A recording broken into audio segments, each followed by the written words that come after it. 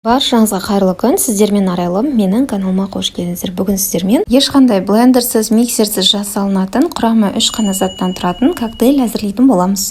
Ең алдымен бізге бір банан қажет болады. Бананды осылай майдалап турап алып, ыдысымызға салып, шаңышқының көмегімен езсеңіз болады. Немесе осындай езгіш болса, езгішпен тезірек жасалынады, бірақ мен бүгін сіздерге езгіште болмаған жағдайда шаңышқымен қалай жасалу керектігін көрсететін боламын. Осындай бір шаңышқының өзімен ақ өте дәмді коктейль жасауға болады.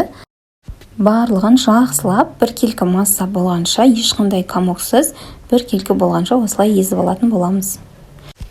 Біркелкі болған банандарымызды ыдысымызға салып, үстінен өзіңіз жақсы көретін кез келген балмұздақты қоссаңыз болады.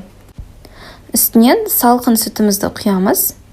Венчиктің көмегімен жақсылап араластырып аламыз. Егер сізге сыртқа алып шығу керек болса, немесе өзіңізбен алып жүріп ішкіңіз келсе, осындай бутылка болса, барлық заттарды венчикпен араластырмай-ақ, бананды, мороженыйыңызды, сүтіңізді барлығын бірден осыған құйып, салып, бетін жақсылап бекітіп, жақсылап шайқап, бөтелкемен алып жүріп ішсеңіз болады. Өте ыңғайлы тәсіл.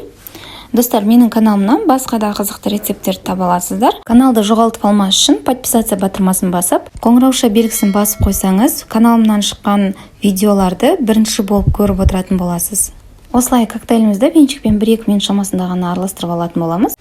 Коктейльдерімізді ыдыстарға құйып, ұсына берсеңіз болады. Достар, егер видео ұнаса, жақындарыңызбен бөлісіп, подписация батырмасын басып, каналға тіркеліп қойды ұмытпаңыздар. Менің қазақ тілдегі каналымның алға дамуы үшін сіздердің подпискаларыңыз өте маңызды. Баршаңызға рахмет, сіздермен болған Арайлым.